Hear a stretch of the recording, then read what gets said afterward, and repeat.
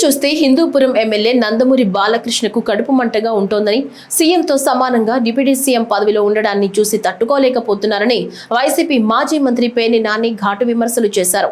అసెంబ్లీలో జగన్ సైకో అని చేసిన వ్యాఖ్యలపై పేర్ని నాని స్పందించారు. అసలు పెద్ద సైకో బాలకృష్ణ అని, ఎన్టీఆర్, బసవ తారకమ్మ వంటి వారి కడుపున పుట్టి అసెంబ్లీలో నీచపు మాటలు మాట్లాడుతున్నారా అని ప్రశ్నించారు. అసెంబ్లీలో బాలకృష్ణ లాంటి వారి కోసం బ్రీత్ అనలైజర్ టెస్టులు పెట్టాలని డిమాండ్ చేశారు. తప్ప తాగి కళ్ళు నెత్తికెక్కి బాలకృష్ణ నోటికొచ్చిందల్లా మాట్లాడారని, చిరంజీవిని కామినేని శ్రీనివాస్ పొగిడేసరికి తన సైకో ఆలోచనల్ని బయటపెట్టారని విమర్శించారు. ఆనాడు అఖండ సినిమాకు కూడా టికెట్ రేట్లు పెంచి సహాయం చేయాలని సీఎం హోదాల్లో జగన్ ఆదేశించారని గుర్తు చేశారు.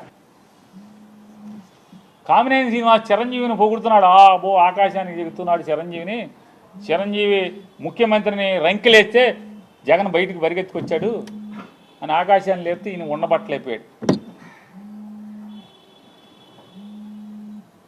లేచిపోయి వెంటనే కామినేని శ్రీనివాస్ గారు సైకో అప్పుడు వచ్చారు కదా సినిమా వాళ్ళు అది ఇదని.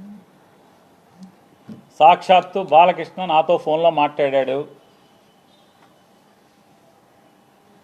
నాతో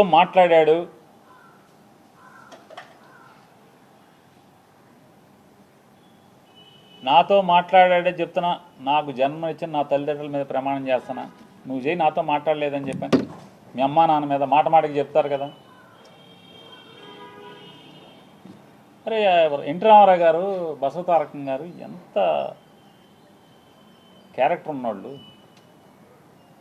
ఎంత సంస్కారవంతంగా బతికారు వాళ్ళు,